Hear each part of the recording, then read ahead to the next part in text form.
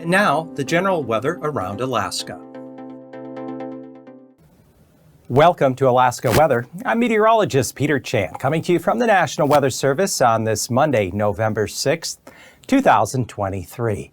And if you'd like additional weather information on top of this YouTube video, you can go to weather.gov. That is the National Weather Service's online presence that brings you to a map of the continental U.S. with Hawaii and Alaska to the lower left and the territories as tabs at the bottom.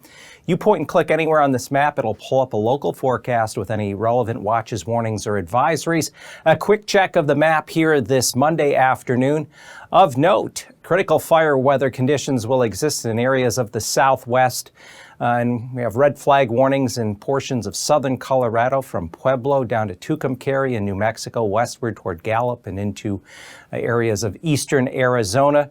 Wind advisories in portions of the interior west and a winter weather advisory around the Tahoe area in the Cascade, Sierra Nevada mountains there. But here in Alaska, we're watching the development of a midweek storm that's going to impact the Gulf Coast, areas of south central and the Panhandle. It's going to bring some strong winds, gale force to even storm force gust along the coast, and winds as high as 60, even over 70 miles an hour in some of the ridge lines in the Chugach Mountains around Thompson Pass.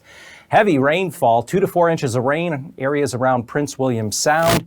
As much as 5-6 inches of rain could fall in the vicinity of Whittier and Seward, and then hefty snows in the nearby mountains. As much as 2-3 feet of snow could fall, and then potentially a mix, first of some snow, then mixing with or even changing to rain around the west side of the Kenai Peninsula, Anchorage up into the lower portion of the Mat-Su Valley as we go through Wednesday. So we'll have to keep an eye on things, and as a result, there will be various watches that are in the process of being put out, and it could very well have some blizzard conditions up there in Thompson Pass with this storm, especially as we get into Wednesday and Wednesday night.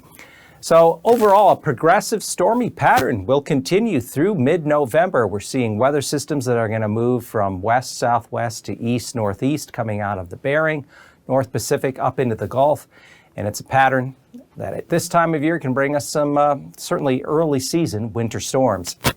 Taking a look at the far north, we continue to have gusty winds along the Arctic coast, a light mix of precipitation, and some blowing snow, 21 degrees this afternoon at Utqiagvik.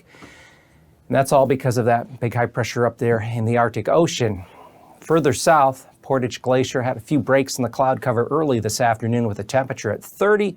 And with this next storm that comes in, especially Wednesday into Thursday, some hefty snows will be falling in the surrounding mountains. But here are the current advisories, watches, warnings. We have a winter weather advisory for blowing snow up here along the Arctic coast, Wainwright, Utqiagvik, Prudhoe Bay, and reduced visibility from winds gusting at times still around 30, 40, even 45 miles an hour. Now further south, we have a high wind watch for Wednesday into early Thursday for the southern Panhandle, but at the time of this recording, there are also going to be some watches issued for areas of south central here up in the northwest corner of the Gulf. So stay tuned to later forecasts. But as this storm comes up just along coastal areas of Kodiak Island into the northwestern Gulf, it is going to bring strong winds, rain, snow, and a mix of precipitation.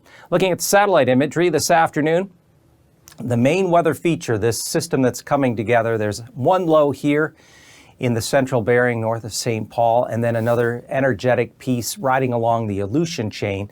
These two lows are going to just kind of combine, but this is the main piece of energy that's going to take shape and develop a stronger low by early Tuesday morning south of the Alaska Peninsula, there south of Sandpoint, southeast of Unalaska, and then that low is going to take aim to the western Gulf with a very broad front that's going to push up all along the length of the Gulf, especially bringing wind and additional precipitation there to the Panhandle, northeastern Gulf, as well as back toward the Kenai Peninsula, areas of south central and on up into Prince William Sound, where some of the heaviest precipitation will likely fall. So as of this Monday afternoon, we have a weak low that remains in the northern Gulf, but that's not the main player. These two will combine with the main piece of energy here, the southern low that's currently working its way along the Aleutian chain.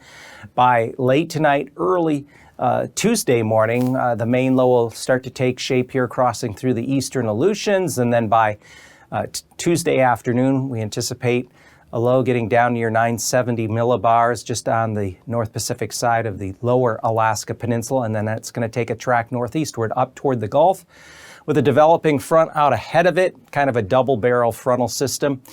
First this one nudging up into the Gulf, and then this one is going to swing on up through by the time we get into Thursday, and that will bring additional windy conditions and precipitation.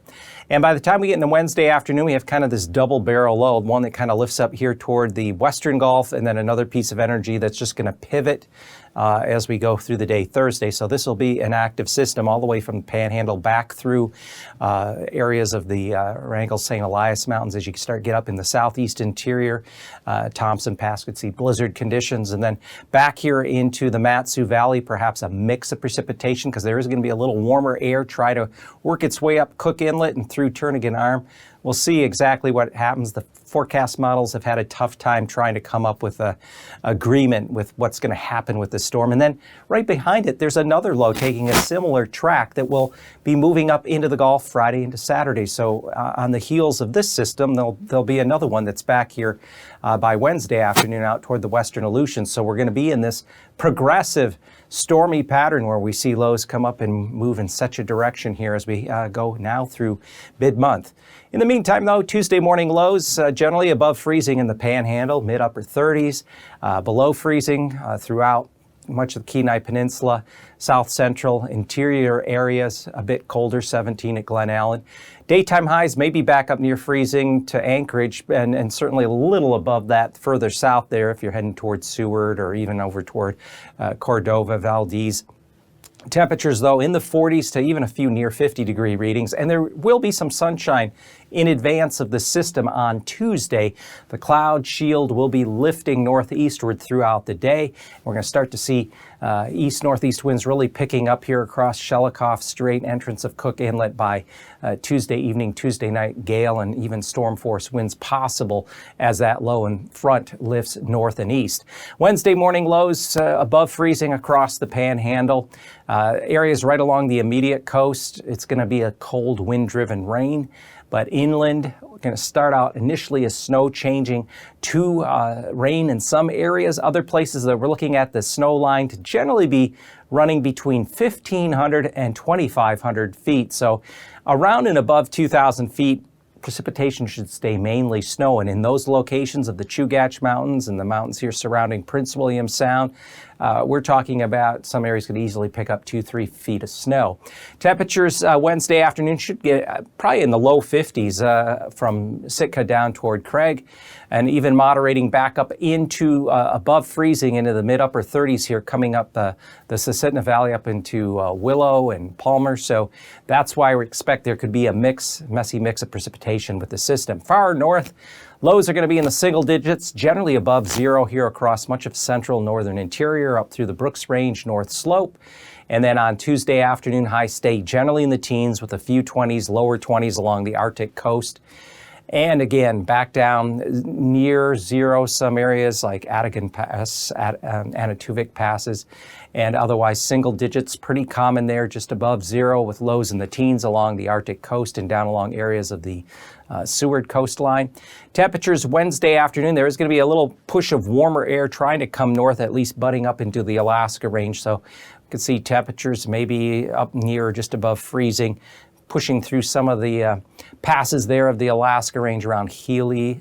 And then as we go into Tuesday morning, interior cold on the west side of the Alaska range, some readings around 2 above like at McGrath, but above 40 as you extend out along the Alaska Peninsula into the eastern Aleutians. Temperatures Tuesday afternoon should get up in the low mid 40s here as that area of low pressure takes shape and then rides northeastward. Further north, temperatures around or just above freezing along the Kuskokwim, Bristol Bay areas at the coast at least. And then the interior Wednesday morning, you can see temperatures in the teens to near 10 above, some single digits as you get further north and up the Yukon and upper reaches of the Kuskokwim River. And then for Wednesday afternoon, temperatures should generally be in the 20s across the southwest interior, but at or above freezing once you get around King Salmon and certainly southwestward. Warmer temperatures there, at least back up into the 40s. The extended temperature forecast that takes us into mid-month, November 12th through the 16th, centered on the 14th, shows temperatures that will average above normal across the northern, western side of the state, down across the Alaska Peninsula into the eastern Aleutians, with near normal temperatures expected along south central, southeast area and all along the Gulf Coast and Panhandle. So at this time of year, that still means with the type of moisture coming in winter weather systems, we could be dealing with winter weather, either snow or a wintry mix. And precipitation is forecast with that southwest to northeast tracking of systems to average above normal, especially on the west side of the mainland, from around the Seward Peninsula, around Norton Sound, down through the southwest and southwest interior, including Bethel and Dillingham. So it looks like we are going to have a little more active weather pattern here now as we head through the next week or two.